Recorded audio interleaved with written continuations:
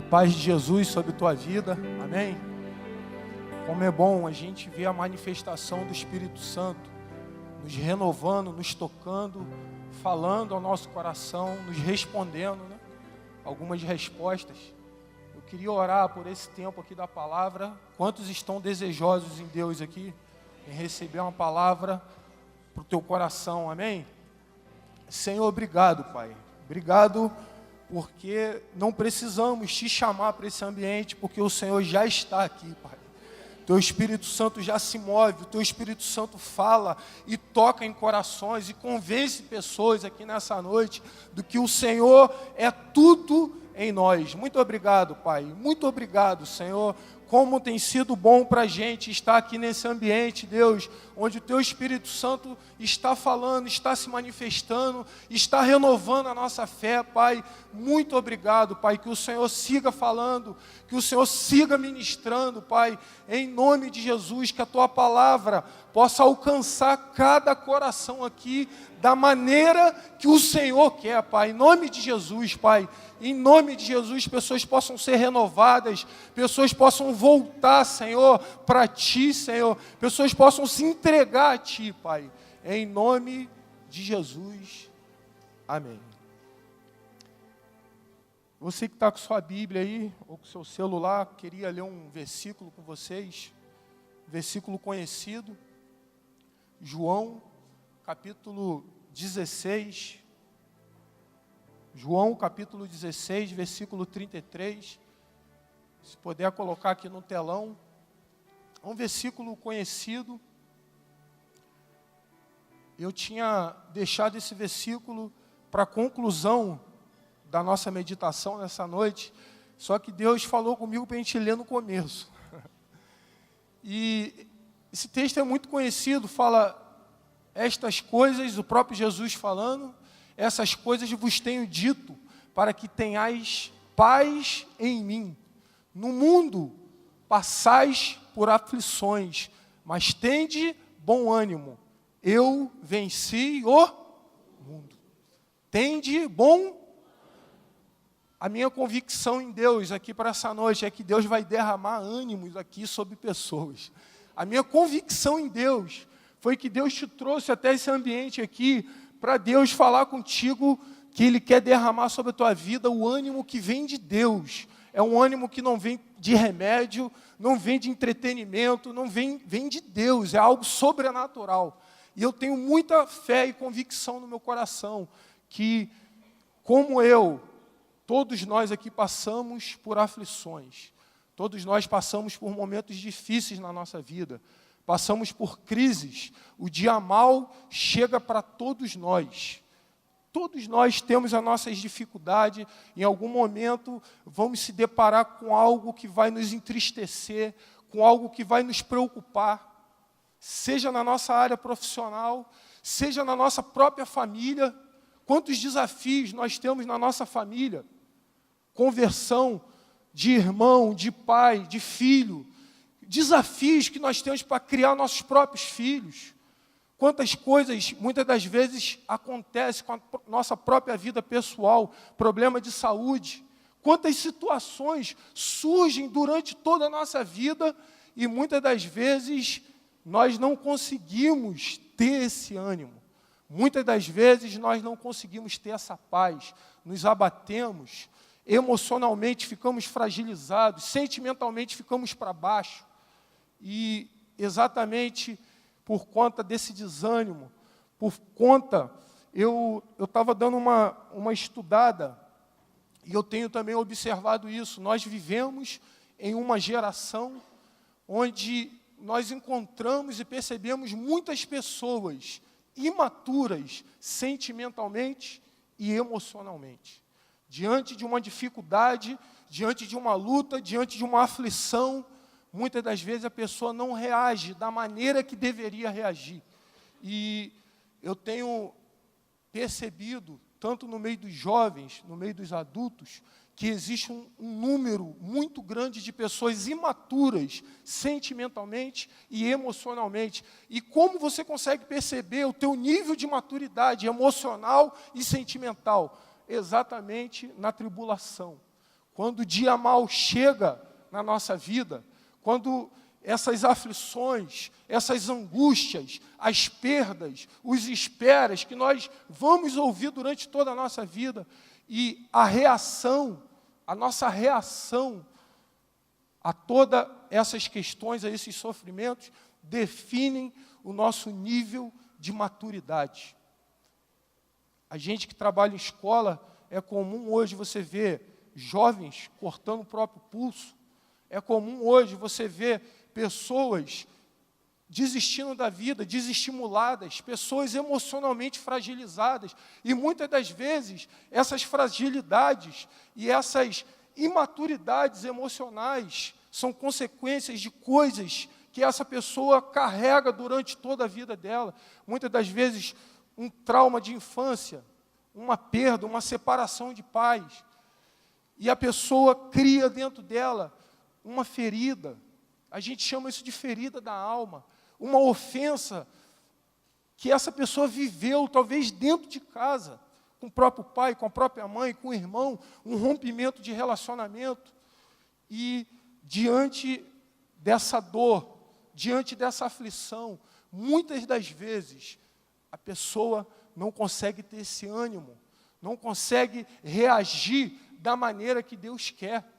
E, infelizmente, nós percebemos um número muito grande de pessoas debilitadas e fracas emocionalmente. E quando a gente fala sobre isso, sobre imaturidade emocional e sentimental, a gente precisa entender que essas coisas não estão ligadas à inteligência, a intelecto, a dom e a talento. Enquanto eu estava meditando nessa palavra, eu estava pensando, por exemplo, em Michael Jackson, um camarada que, dotado de vários talentos, cantava, dançava, mas você que conhece a história dele, eu acredito aqui que a maioria conheça, um cara que tinha um parque dentro de casa, um cara extremamente imaturo, né, envolvido em vários escândalos que nós conhecemos. Eu dou aula de física, e quando a gente fala sobre física moderna, a gente estuda sobre a vida do Albert Einstein, que é considerado o pai da física moderna.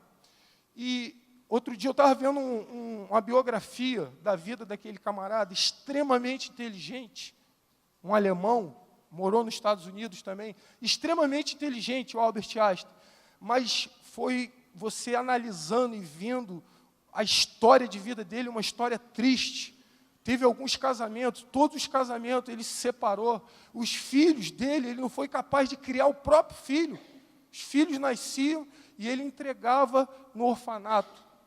Ele não conseguiu criar os filhos, ou seja, pessoas, muitas das vezes, têm os seus talentos, têm suas inteligências, mas são fracas emocionalmente e sentimentalmente, não conseguem saber lidar com suas emoções, com seus sentimentos. E, infelizmente, por conta dessa imaturidade emocional e sentimental, muitos relacionamentos têm sido rompidos, muitas alianças têm sido rompidas, muitas pessoas têm vivido um clima de disputa na vida. Clima de disputa. Tudo é disputa. E essa pessoa que vive um clima de disputa, ela não consegue se alegrar com a conquista do outro. Eu estava meditando na história de Caim e Abel. Por que Caim matou Abel? Por que Abel morreu? Simplesmente pelo fato de que Abel agradou mais a Deus do que Caim. E a imaturidade de Caim foi tão grande a ponto dele matar o próprio irmão. Você analisa a própria história dos irmãos de José. Deus deu um sonho para José, e José comunicou esse sonho com os irmãos, e a inveja, a imaturidade daqueles irmãos foi tão grande a ponto de vender seus próprios irmãos. E, infelizmente, a pessoa imatura, emocionalmente, sentimentalmente, ela vai ter grandes problemas no relacionamento. Já viu aquela frase que a pessoa fala assim, essa pessoa é difícil. E tem gente que é difícil mesmo. Ela tem dificuldade com a empatia, se colocar no lugar da pessoa, tem dificuldade de se alegrar com a conquista do outro, porque, geralmente, uma pessoa imatura, emocionalmente, sentimentalmente, é uma pessoa egoísta, é uma pessoa que só pensa em si, uma pessoa ferida, é uma pessoa geralmente muito carente, cobra, o tempo todo cobra atenção, e cobra, só vive cobrando atenção. Você não me procura, você não me liga, né? E eu estou compartilhando isso com vocês, com muito temor no coração, porque eu já fui, Deus tem, ao longo dos anos, me amadurecido nessa área. Eu já fui alguém muito imaturo, sentimentalmente e emocionalmente. Eu era uma pessoa extremamente cismada. A pessoa imatura, ela é cismada, ela é desconfiada, ela tem dificuldade de confiar nas pessoas. E eu era essa pessoa, uma pessoa que era acusada na minha mente facilmente, tinha uma mente explorada por mentiras do diabo. Eu era uma pessoa extremamente imaturo, já dei muito trabalho para as pessoas que cuidam de mim, sabe? Só vivia confessando desconfiança. Pensa numa pessoa desconfiado e imatura. Eu era, Deus tem, ao longo dos anos, tocado nessa área da minha vida e me amadurecido. Eu separei aqui 4 características de uma pessoa madura. Eu vou falar de forma bem objetiva. Uma pessoa madura, emocionalmente e sentimentalmente, é uma pessoa contente. É uma pessoa contente. Se puder botar aqui um Salmo 131, versículo 2, eu guardei esse salmo para a minha vida. E geralmente, quando eu estou meio ansioso, meio angustiado, eu gosto de ler esse salmo. A gente que tem filho consegue visualizar esse salmo na prática. Esse salmo fala o seguinte, ó: pelo contrário, fiz calar e sossegar a minha alma, como uma criança desmamada se aquieta nos braços de sua mãe. Como essa criança é a minha alma para contigo. O salmista está falando para Deus. E o contentamento é exatamente esse sentimento. Quando a mãe pega a criança e acaba de amamentar aquela criança, a criança, ela deita no teu colo e relaxa. Ela chega a encostar a cabecinha no ombro assim, ó, relaxa, ela está contente. E aí o salmista está falando, assim como uma criança desmamada no colo da mãe, assim é minha alma para com meu Deus. Nós temos necessidade, mas esse sentimento de contentamento tem a ver com gratidão, tem a ver com aquele momento que você olha para a tua vida e fala assim, eu tenho até necessidade de algumas coisas, mas eu não posso desprezar aquilo que Deus já me deu, aquilo que Deus já fez na minha vida. E a maturidade, ela te leva a ter esse sentimento, diferente da imaturidade. A pessoa fica o tempo todo querendo uma coisa, e compra um carro, quer trocar de carro, e pinta a casa, e quer mudar de cor de casa, e fica sempre querendo algo, e não consegue desfrutar daquilo que Deus tem te dado. Uma outra característica da maturidade é saber esperar. Saber esperar. Quando nós falamos para uma criança assim, espera aí, geralmente o que acontece? Ela espera? É ruim de esperar. Eu tenho um bebezinho de 9 meses e uma menina de 4. Espera aí. É um desafio. Mas você percebe que quem não consegue esperar são as crianças. Isso está relacionado à imaturidade. E a grande verdade é, durante toda a nossa vida, seja 70, 80, 90, 100 anos, 110, quantos anos Deus vai nos dar nessa terra, nós vamos ouvir muito espera, calma, não é a hora. A Bíblia fala lá em Eclesiastes que o sábio, ele sabe discernir o tempo e o modo. Quando a gente entra nesse universo aí dos jovens, daquela galera que está esperando em Deus, que está orando, que está de olho aí no rebanho, e geralmente a pessoa ouve muito isso, espera, segue orando, calma, E quantas áreas na nossa vida nós vamos ouvir isso? Espera, não é o momento. E a pessoa que ela é imatura, ela tem dificuldade com isso. Muitas das vezes ela vai querer fazer com as próprias mãos, vai querer, sabe, botar, como a Bíblia fala em Jeremias, né, fazer do teu braço a tua força, e acaba quebrando a cara, se machucando, né? Uma outra característica da maturidade é saber ouvir não. Tem o espera, né? Mas muitas das vezes nós vamos ouvir não. Muitas das vezes nós vamos criar os nossos projetos, nós vamos idealizar algumas coisas na vida, e quando a gente for avaliar diante de Deus, diante de um conselho, nós vamos ouvir não. E como nós vamos nos comportar com o não de Deus? Falei quase igual o Daciolo, né? Deus. E como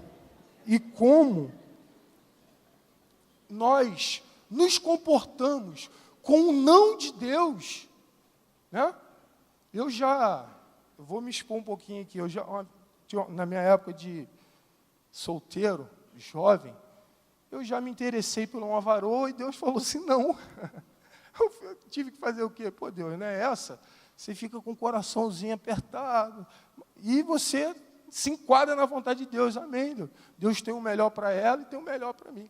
Mas tem muitas das vezes, nós temos dificuldade de ouvir o não, né? Argumentamos, tentamos, de alguma forma, convencer de que a nossa vontade é tal, e nos machucamos, né? E aí eu volto ao exemplo da criança. Quando a gente fala não para a criança, tem criança que se joga no chão, se bate. Imaturidade, né? O não, o ouvir não, tem a ver também com perder. Muitas das vezes, nós teremos que perder para ganhar, abrir mão. E um testemunho muito forte em relação a ouvir não e a perder, que eu tenho na minha vida, é Moisés. Moisés, lá do Egito. Deus chamou Moisés para um grande desafio, que era conduzir o povo de Israel, o povo de Deus, do Egito até a terra prometida. Deus colocou um sonho em Moisés, levantou aquele homem para essa grande missão. E a Bíblia fala que Moisés ficou 40 anos no deserto, pegando sol, frio, murmuração do povo, e sobe monte, desce monte, e aconselha, 40 anos ralando, 40 anos ralando. E de repente, quando ele estava próximo de entrar na terra prometida, já estava visualizando a terra prometida, Deus chegou para ele e falou assim, Moisés, você não vai entrar, você não vai entrar.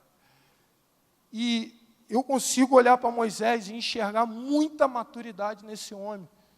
Em momento nenhum, Moisés questionou Deus, Moisés argumentou contra Deus, Deus, por que eu não vou entrar?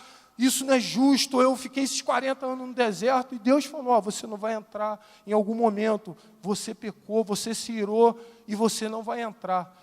E ao invés de Moisés se rebelar contra Deus, por conta da maturidade que aquele homem adquiriu em Deus, a Bíblia fala que ele aceita o não, a perda de Deus, e vira para Deus e fala, Deus, então levanta outro para ir no meu lugar.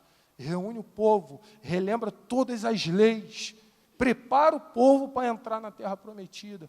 E eu tenho pensado muito em Moisés nesse aspecto, da gente obedecer a Deus de forma despretensiosa, da gente aceitar o não, as perdas diante de Deus. Isso é um grande sinal de maturidade. Eu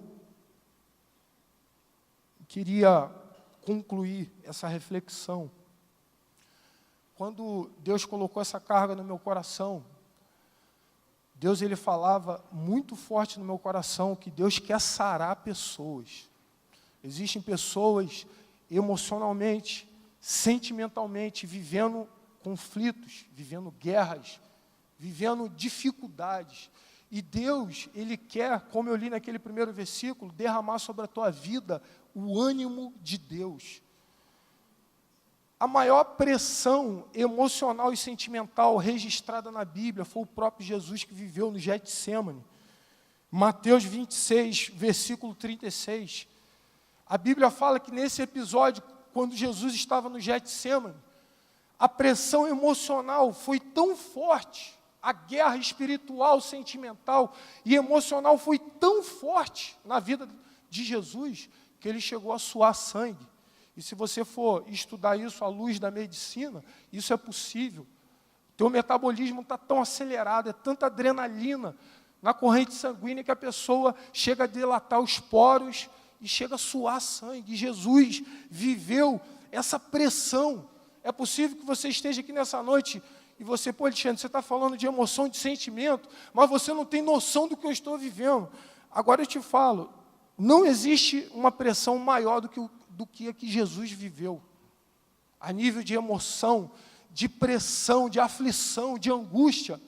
E a Bíblia fala que Jesus teve três atitudes para vencer esse conflito na alma, para vencer esse embate emocional.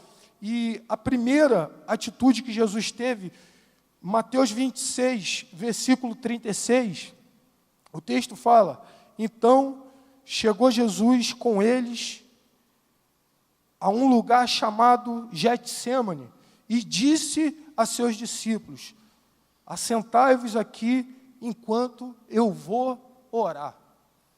Diante dessa guerra sentimental e emocional que Jesus estava vivendo, a primeira atitude de Jesus ali foi o seguinte: se dirigir para Deus, se voltou para Deus, estava junto com os discípulos, chamou os discípulos, mas a primeira coisa que a Bíblia fala aqui, ele falou assim: ó, eu vou orar, eu vou falar com Deus, eu vou apresentar as minhas causas diante do Senhor. A palavra fala sobre isso, lançando sobre o Senhor toda a minha ansiedade, porque Ele tem cuidado de mim. Infelizmente, diante de um conflito, tem muita gente que vai buscar outras coisas, livro de autoajuda, vai buscar qualquer outra coisa, mas diante de uma guerra, de uma aflição, no dia mau na nossa vida, a primeira coisa que nós precisamos fazer é se voltar para Deus, se voltar para Deus, apresentar diante do Senhor as nossas lutas, a nossa dor, o nosso choro. Quando você lê o livro de Salmos, você vai ver várias vezes ali os salmistas falando: apresento diante do Senhor minhas angústias, as minhas lágrimas. E nós precisamos entender isso, que nosso Deus é um Deus que cuida de nós, Deus nos conhece. E Ele espera isso de nós, essa atitude de se apresentar, lançar diante do Senhor, lançar diante dEle, ir diante do Senhor e falar: Deus, eu estou sofrendo, Senhor, eu estou passando por essa angústia, eu estou passando por essas questões sentimentais e emocionais, me ajuda. Bota uma canção para te ajudar e ora diante do Senhor, vai diante de Deus. Eu lembro de uma frase que uma vez Samuel citou numa pregação dele aqui, que o sofrimento nos leva para perto de Deus. Você vai observar na Escritura, várias vezes, grandes homens de Deus tiveram grandes experiências no momento de sofrimento, no momento de perda. Essa pessoa estava com o coração sensível e se aproximou do Senhor. E a primeira coisa que Jesus fez foi exatamente isso. Diante dessa luta, ele foi para Deus.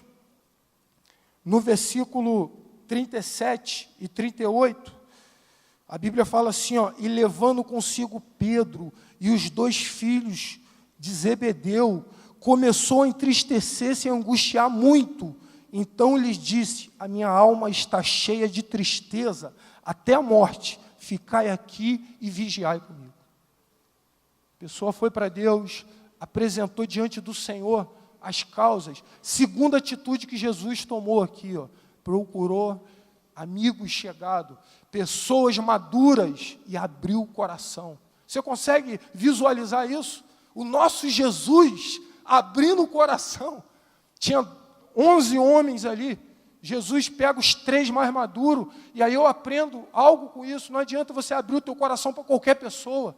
Você precisa abrir o teu coração para quem vai te ajudar, para quem tem condição de te ajudar. Jesus chama Pedro, Tiago, João, os mais maduros ali, e abre o coração. Abre o coração. Queridos, infelizmente tem muitas pessoas sofrendo sozinhas. Infelizmente tem muitas pessoas carregando uma série de crises, de pressões sentimentais e emocionais, e essas pessoas não abrem o coração. E isso é ruim, te deixa, e me deixa em desvantagem. Jesus chama os 3 discípulos e abre o coração. Me ajuda, eu estou angustiado, a minha situação é essa. Enquanto eu estava meditando nesse ponto aqui, eu lembrei daquele salmo, que a Bíblia fala, que Deus faz o solitário habitar em família. A igreja é um exemplo disso. Quantas pessoas solitárias, pessoas sozinhas na vida, e hoje vivem em família. E como é bom você vivendo uma dificuldade na tua vida, um momento difícil, você ter alguém para você abrir teu coração e você pedir ajuda. Como é bom isso. Vários momentos da minha vida eu acionei os irmãos e aciono até hoje.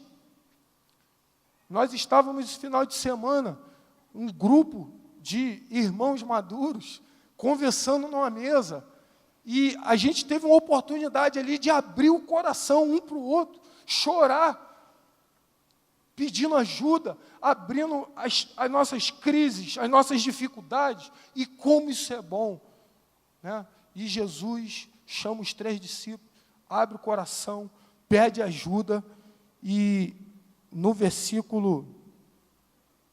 próximo versículo, no versículo 39, a Bíblia fala assim, ó, e indo um pouco adiante, prostou-se sobre o seu rosto, orando e dizendo, meu Pai, se possível, passa de mim este cálice, todavia, não seja como eu quero, mas como tu queres. Terceira atitude de Jesus para viver essa crise, essa angústia que ele estava vivendo, foi se sujeitar à vontade de Deus. Jesus falou, Senhor, se for possível, afaste de mim esse cálice, mas não seja feito a minha vontade. Em algum momento ali, Jesus estava querendo, o que estava em jogo ali, era a cruz, era o projeto de Deus, da redenção, através da cruz. Em algum momento, Jesus, naquela crise, chegou a falar, Deus, não faz o que eu quero. Talvez Jesus quis, em algum momento, desistir da cruz, mas Jesus falou, não seja feito a minha vontade, mas a sua vontade. E, infelizmente, diante de uma guerra sentimental e emocional, muitas pessoas têm se machucado e se fragilizado por fazer a sua própria vontade.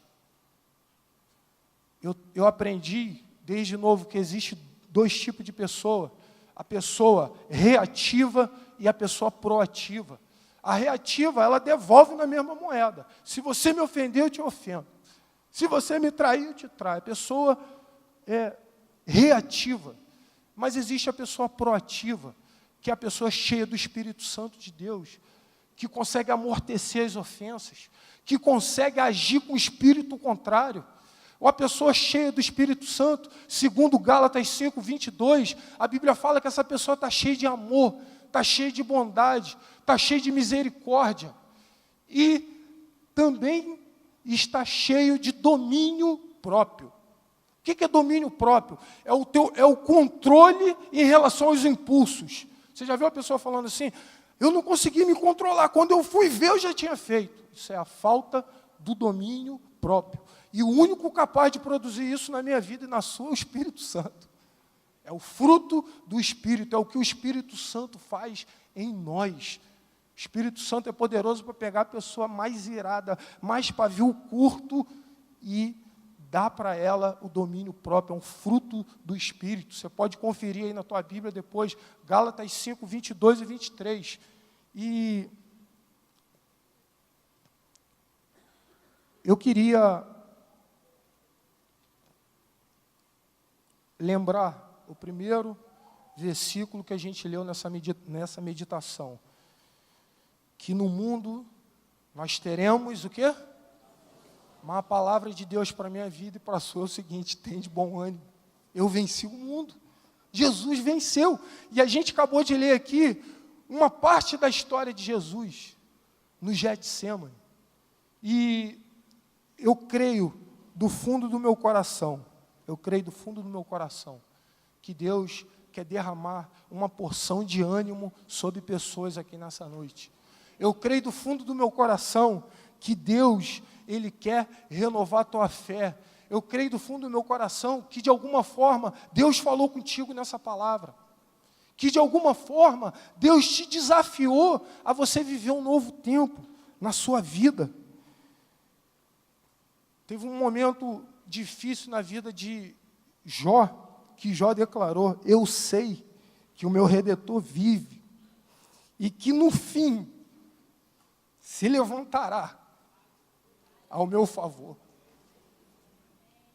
Eu vou ler de novo. Eu sei que o meu Redentor vive e que no fim ele se levantará ao meu favor, independente da tua luta, da tua aflição, da tua guerra. O nosso Redentor vive e Ele é poderoso para renovar, se levantar a favor da tua vida, mediante um posicionamento, mediante uma sinceridade do teu coração, de você declarar diante de Deus: Deus, eu estou precisando de ajuda, eu estou precisando desse renovo, eu estou precisando desse toque do Espírito Santo, eu estou precisando ser cheio do Espírito Santo e dos frutos do Espírito.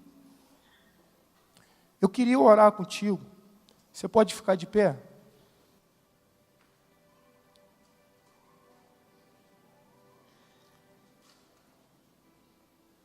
Deus, Ele traz essa convicção no meu coração, de que Deus quer sarar pessoas nessa noite.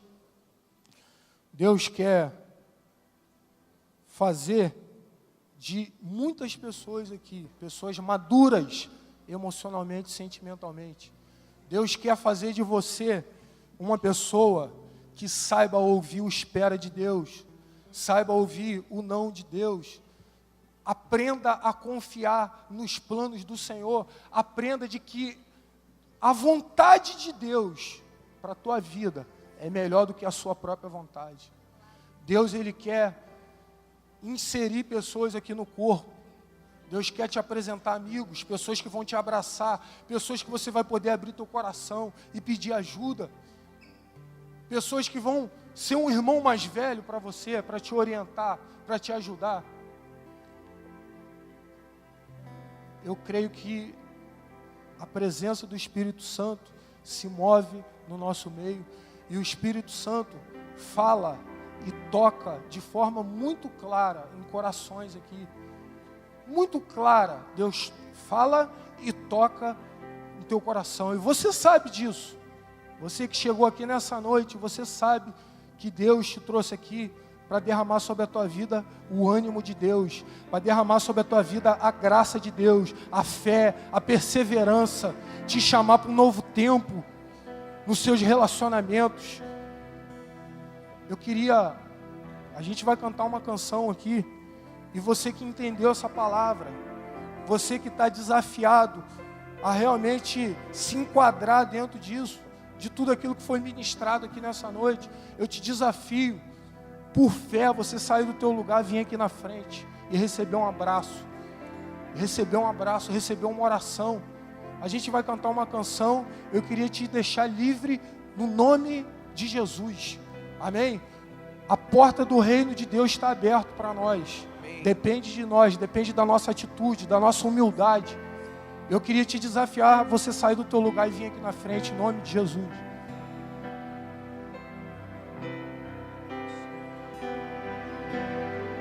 Seguro estou nos braços daquele que nunca me deixou.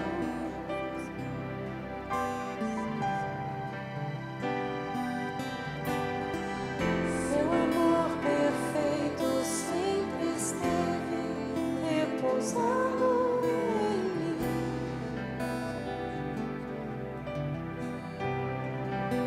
E seu pastor pelo vale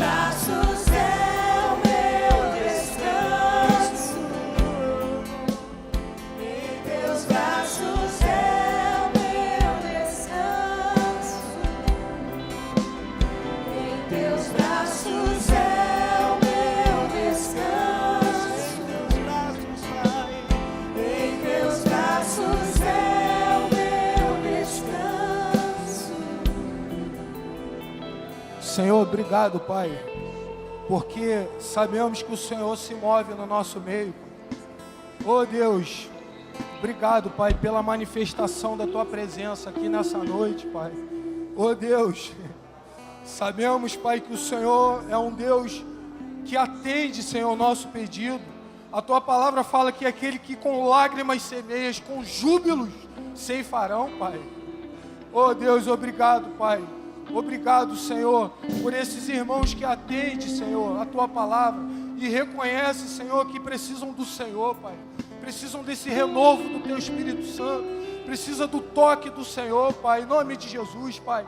Profetizamos a vida de Deus sobre cada pessoa aqui, Pai. Oh Deus, em nome de Jesus, sejam renovados no seu ânimo, Pai. Sejam renovados na sua fé, Pai. Em nome de Jesus, Senhor. Que possa o Senhor viver dias, Senhor, perto de Ti, Pai. Em nome de Jesus, pessoas possam ser salvas. Oh Deus, em nome de Jesus, pessoas possam ser reconectadas, Senhor, com a vida da igreja, Pai. Em nome de Jesus, Senhor. Em nome de Jesus, Pai. Pessoas, Pai, que estavam frios, estavam desanimadas, Senhor, possam, em nome de Jesus, receber o ânimo do Senhor, Pai. Em nome de Jesus, Pai. Em nome de Jesus, Pai. Em nome de Jesus.